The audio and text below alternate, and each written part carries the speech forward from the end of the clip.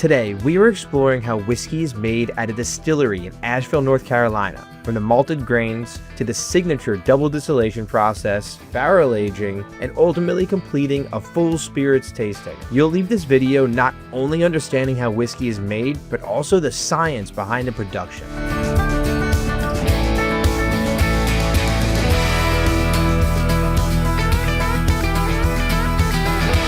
Whiskey is made from 3 ingredients: grain, water, and yeast. And the way it is made can be summarized into 3 steps: beer making, distillation, and aging. By the end of this video, you'll have a full understanding of each of these processes and hopefully learn a thing or two about whiskey. We start with the grain. So every other week we order about 2,500 pounds of grain from Riverbend. Being a single malt distillery, we operate with 100% malted barley. We're not using any corn, rye, or wheat. After getting picked, the barley must be dried and sent to the malt house, where the dried barley undergoes malting. This basically field of super sacks here is our raw material. This is just one of our super sacks from one of our growers. This is pre-malted barley. It's going to be very raw.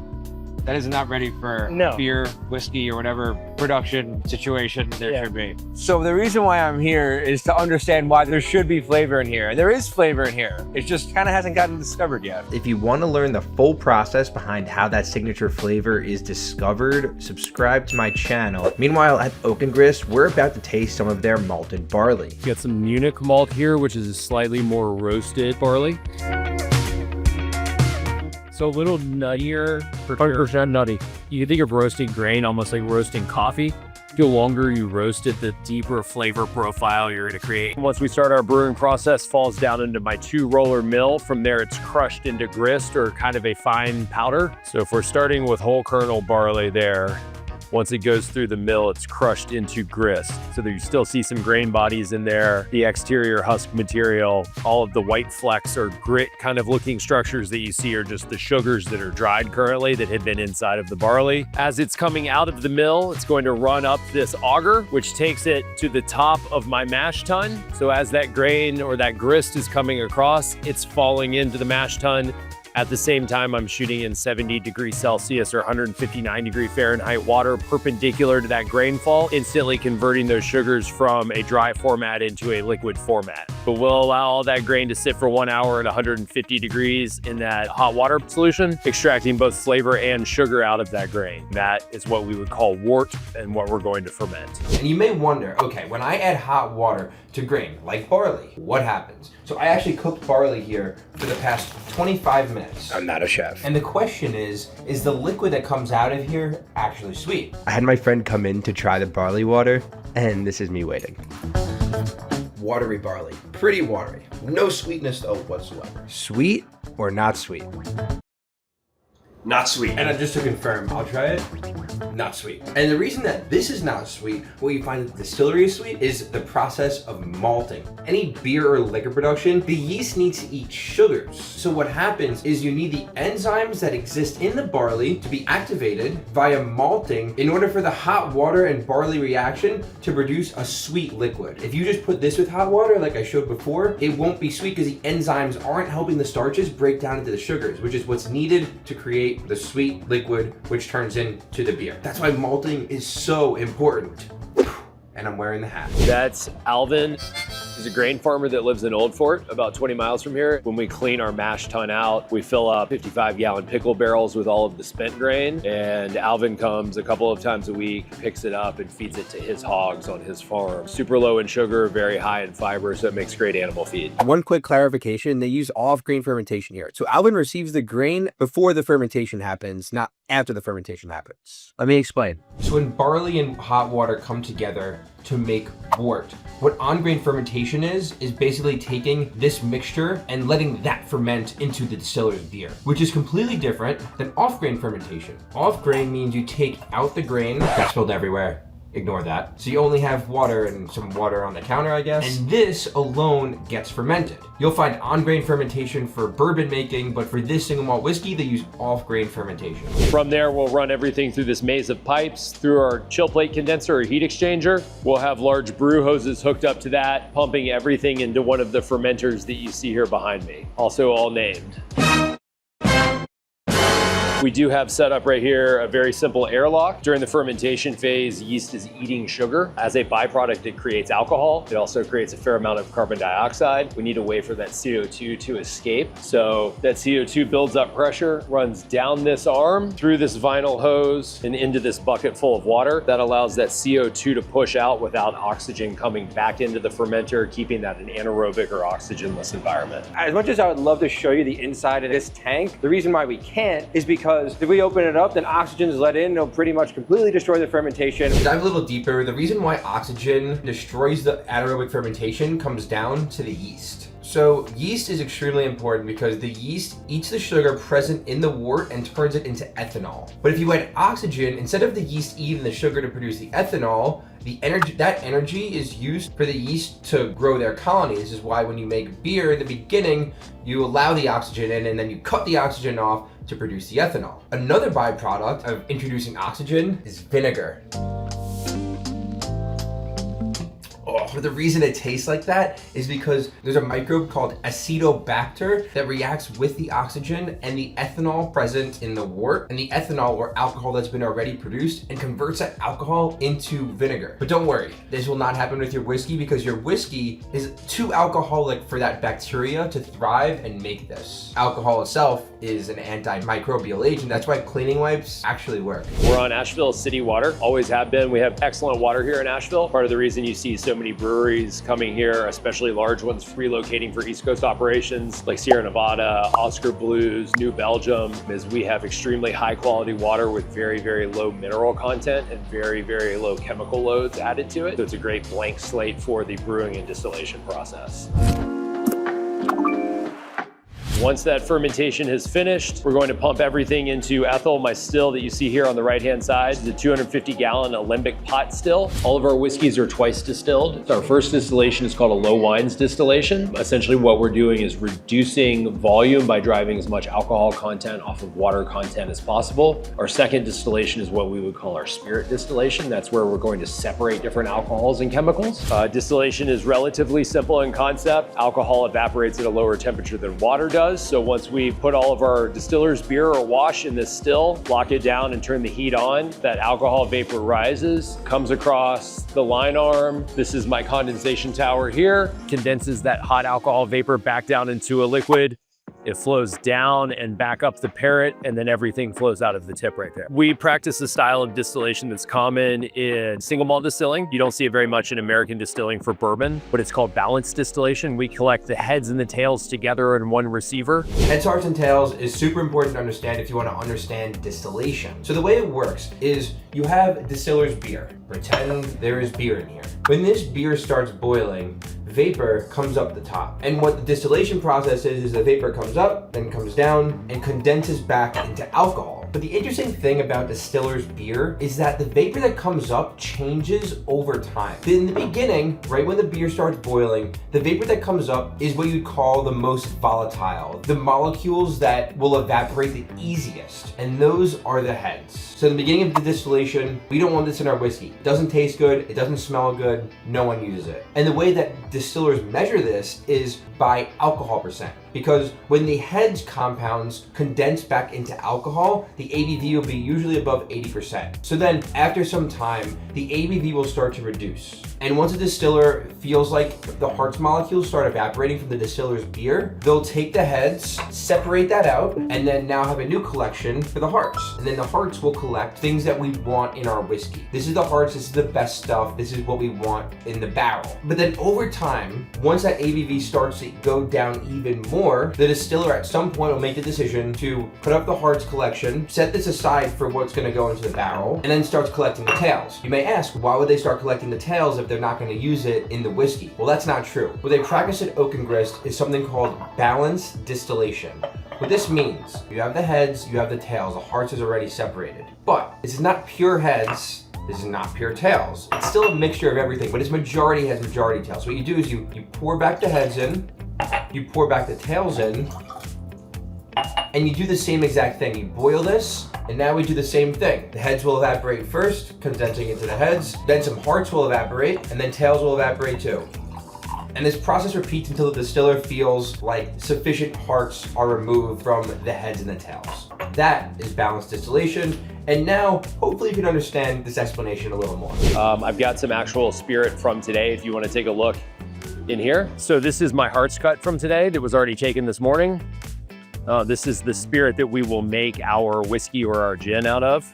So what I've captured in here is about 20 gallons of volume at about 144 proof or 72% alcohol. And as you smell it, the smell, man, it is essentially the distilled essence of the grain that we started with in those bins. It's a little bit sweet, it's a little bit fruity, toasty like bread would be. A little burn on the nose because of the alcohol concentration, but if you can get past that, it's actually a very sweet spirit.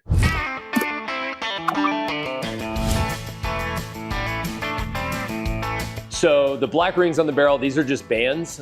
These barrels have no nails in them. So they're essentially cut pieces of wood fit together with these bands. So they'll hammer the bands down across the barrel, tightening that wood together. So that allows us to adjust if we're seeing a little leakage out of a barrel. We can actually drive these towards the center of the barrel, tightening that whole thing up. All of the wood is Quercus alba or American white oak. Being in the United States, that's the majority of the barrels that you're going to see produced because bourbon is king. It is the biggest whiskey produced in the United States. So I've got ex-bourbon barrels from Woodford Reserve, Jack Daniels, Weller. I've got a lot of Wild Turkey and Buffalo Trace barrels as well. Whereas our descendant whiskey is being aged all in first fill or brand new American oak barrels. So you're going to get more of that caramel, that vanilla, that toasted coconut, buttercream icing profile in there. If we're buying new barrels, they generally come from Kelvin cooperage or Speyside cooperage. Char level, what does that mean?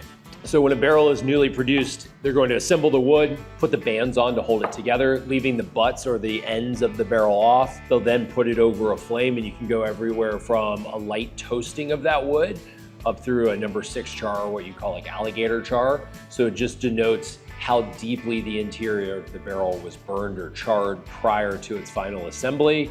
The more char that you're creating, the deeper color that that barrel is going to produce, the more intense barrel flavors of like allspice, cinnamon, clove can come out of it. Develops more of the wood sugars and the lignin content of that barrel. So we generally will use number 2 and number 4 char barrels. That way we have a little bit of difference barrel to barrel. And so as we blend, we can kind of dial that flavor profile up or down depending on what we're looking for. The hole on top, this is the bung that goes in the bung hole. That's where that phrase comes from. This one's pretty easy to take out because I've got a rag on it. This is an ex-sherry barrel, a Pedro Jimenez barrel from Spain. Oh, dude, the smell is ridiculous in there. Yeah. Holy. So we took 3 barrels worth of whiskey that had been aged in the 53-gallon size barrels for 4 and 5 years. Last summer, we dumped them into this ex-sherry barrel to finish it essentially like you would see in Scottish whiskey production. So I've got a glass thief, essentially like a very expensive glass straw. So I can pull spirit out that way.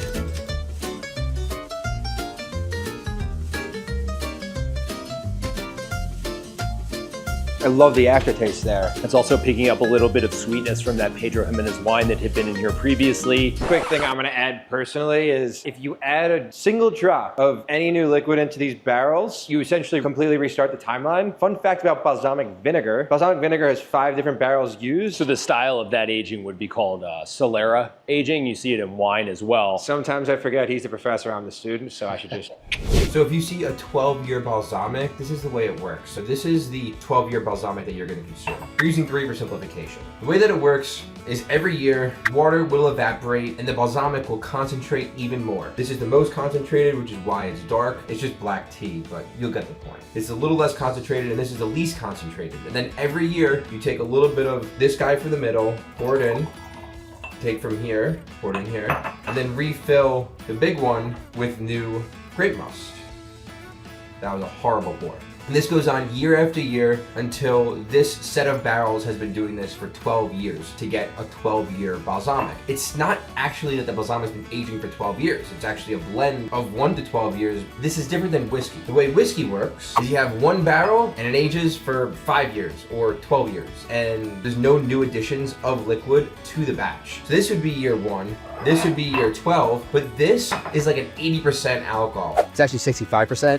Here's why. We enter barrels every single time at 123 proof. Over time, we actually watch that proof increase in a barrel. So these barrels are watertight, but wood is inherently porous. So over time, we experience something called the angel's share as that barrel is maturing. In our rick house, we do lose a % of that volume to evaporation every year. It tends to be more water content than alcohol content. So we're actually concentrating alcohol as water volume is evaporating out of that barrel. I think a lot of people think that an 18-year whiskey is always better than a 5-year, but I think you should hear this explanation from the distiller because he might stump you. Warm temperatures accelerate maturation. Colder temperatures slow it down. So if you look at, compare Scotland and where we are here in the United States, we're a much warmer, less humid climate than Scotland is. They're in the North Sea and they're a maritime climate, so they have a lot of relative humidity throughout the year. Their maturation process happens much slower than ours. We're at about a 2.5 to 3x time scale versus what you're seeing in Scotland. So I always tell people age statements are an important bit of information about a product if you're looking at it, if it says 10 year or 12 or 15, but it is just one metric to judge something by. Just because it's older doesn't make it better. Just because it's younger doesn't make it less good. They are just inherently different depending on where they've been aged. Generally speaking, when we release whiskeys, it's coming from multiple barrels to have enough volume. We're at about 250 bottles per barrel. Our releases need to be larger than that. So we're pulling from 3, 4, 5, 6 barrels at a time for a core product release. And so from there, once we've identified the barrels that we do want and the proportions that we want spirit from each, we'll go ahead and dump all of those barrels, marry that spirit together in a large tank so it has time to blend and aerate. We'll then slowly add water to that to proof that down from barrel strength to bottle strength. We'll put it in a tank together and allow it to just kind of marry and breathe a little bit. Whiskey can kind of be tight coming straight out of the barrel sometimes. From there, I've got my bottling area set up over here. We'll clear everything out of this area. I'll have a tank with my spirit set up right here. This is our 4-prong bottle filling machine. So I've got a siphon arm that will fit down into my tank full of spirit. I'll load up 4 bottles at a time. It takes about 24 seconds to fill all 4 bottles. From there, we'll immediately cap them, and then we hand label every bottle.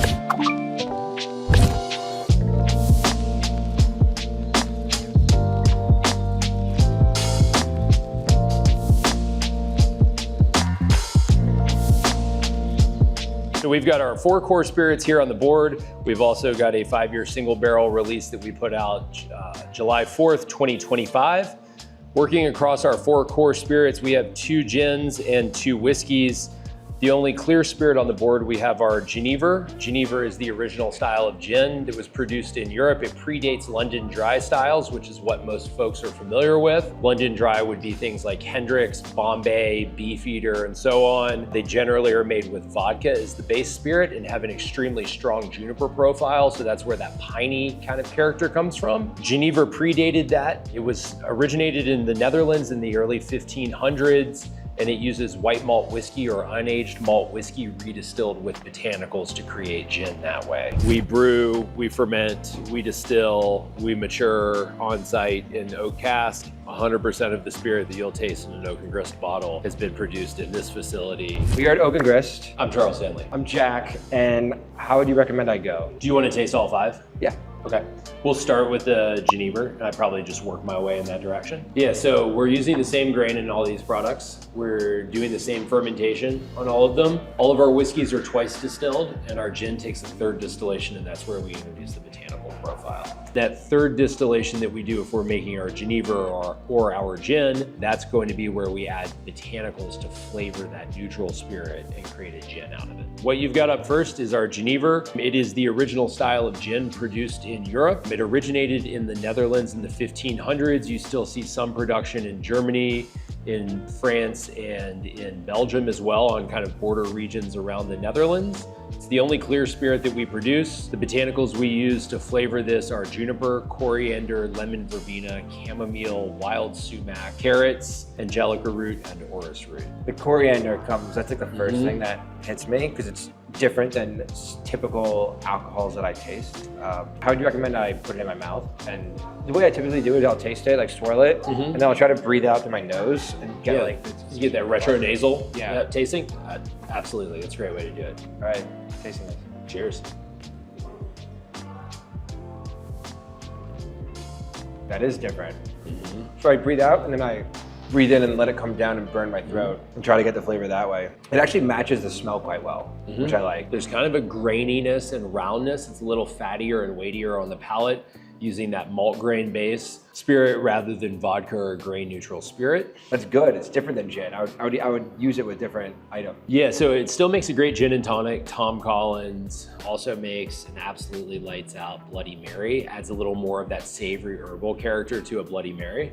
Is it weird that I do not like Bloody Marys? I just don't. I don't know why. I had 25 tomatoes yesterday. I love them. Bloody Marys don't do it for me. Time for the Barrel Reserve Geneva. Just like, yeah, tell me the differences between them. I see it's 86 proof, not 90 proof. So the proof is just slightly lower. We essentially, as we developed all of these products, we didn't have a specific proof point in mind. It was really just where does the best flavor profile show with each one of these spirits individually. But the barrel aged Geneva is the exact same white Geneva you just tasted. We just take some of that production that we make every year and lay it down in ex whiskey barrels that held our whiskey previously. And I should say, as you're working your way through this tasting board, we don't use any color additions or flavor additions to any of our spirits. So everything you're seeing is the result of water, the grain, the yeast, the barrel, and or the botanicals if it's a gin product. It's not fully clear. You can see it has a little bit of like yellow, I guess. With gold. Oh, there it is. That's the bottle here on the table. So it does pick up a little color from its time in barrel as well. Honeysuckle comes to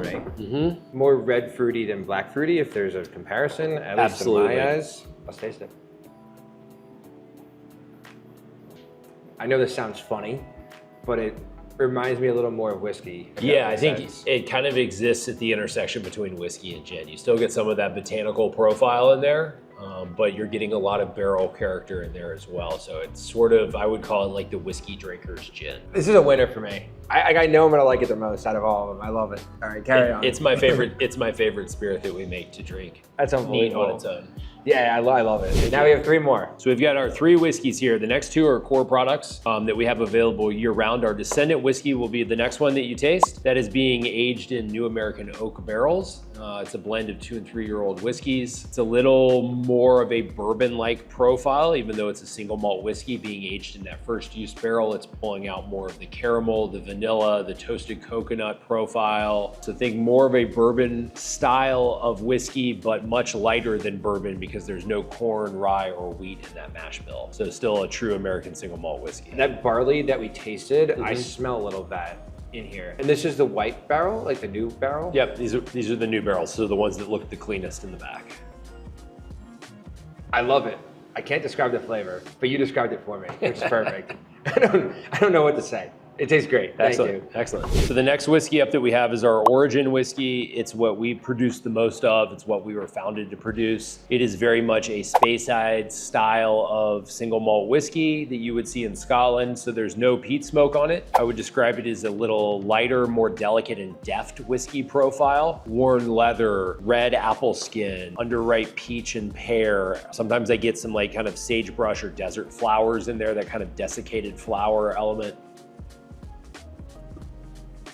That burns, but I think it's because of the way I drank it. It wasn't because of the actual. And all 3 of the whiskeys are at the exact same proof. So they're all 92.5 proof or 46.25% alcohol. Okay, where I get the different flavors and the aftertaste. When it first hits my mouth, it's hard for me to identify like the differences that you described, but like afterwards, like I like the after on this one better than this one. I think it could partially be to the fact that I tried this one after this one, but like I like the aftertaste that I get from this. I'll say that. This is my favorite whiskey as far as the core whiskeys that we do. Good to know. Is aftertaste a big deal in the whiskey? Yeah, I would describe that as like the finish. The finish. Like, yeah, what's like kind of like once you've swallowed, what lingers on the back of your palate, maybe up in your sinuses a little bit, and you're still getting those essences of that whiskey, and oftentimes in a more like muted way, or a softer, rounder way, because you don't have as much ethanol in your mouth. So you kind of have removed the burn part of it.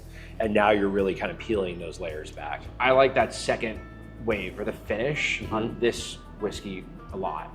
Excellent. So thank you. Last but not least, July 4th release, 2025. Tell me more about it. So this was a barrel that we laid down in June of 2020. If everybody thinks back to that point in time, it was slightly chaotic as we were starting our way through the pandemic, about 3 months into it. Oh yeah. We still ran full bore during the pandemic. We were considered an essential business. So we took part of our time in production and produced a lot of hand sanitizers. There was like a massive shortage at that time during 2020. New Belgium was brewing beer very inexpensively and giving it away to distilleries to then create hand sanitizer out of. So we made thousands of gallons of hand sanitizer and donated that around the community. But this barrel was laid down at that point. It's a number 2 char, brand new American cask. And so 5 years, single barrel release. It is essentially the exact same as the Descendant whiskey, just a number of years older and a single barrel rather than blended between multiple barrels. I think it's really great. There's like a cherry cola Dr. Pepper element in there. There's really nice vanilla bean, fresh vanilla bean profile. Vanilla caramel, I'm getting that vibe. Aftertaste, also really good. Aftertaste, 1, 2, 3. I still like this aftertaste the best. Honestly, I wish I could drink all this right now, but I have other responsibilities here other than doing whiskey sampling. Yeah, so the storm happened nearly a year ago. It was September 27th, 2024. Helene made landfall and drove its way up to western North Carolina. We experienced extremely bad flooding here. We're here in Swannanoa is where we're based, which was essentially ground zero for the worst destruction to happen out of Helene. We didn't have potable water for 53 or 56 days here in Asheville. We didn't have any water at all for 3 weeks, flowing period. So we didn't have, our production didn't run from September 27th until December 23rd of 2024. I went on the road full time with our sales guy. I would be gone for 10 days, 2 weeks at a time, working 15 hours a day. Coming back to Asheville for a night or two to see my girlfriend, check in at the distillery here, and then back on the road. So it was a very long, trying time for us to get through. This is the river that overflowed by 27 feet and pretty much destroyed this whole city. I have the chills even saying it right now. As someone from New York, you feel affected, but only to a certain extent. Then you just live the rest of your life. But like when you're actually down here and you like talk to people, every single business owner is affected by this. Losing hundreds of thousands of dollars, people's lives on the line, house is gone. Like, it's sad. It really is. And like, you know, you could say, oh, things, you know, time passes by, but like for real, it doesn't. Like, some people just lost everything. And to me, that's really touching. Sorry, I'm getting in my car because it's kind of a sketchy area. I gotta get out of here. But this whole area, there's nothing. There's dead. Look at this.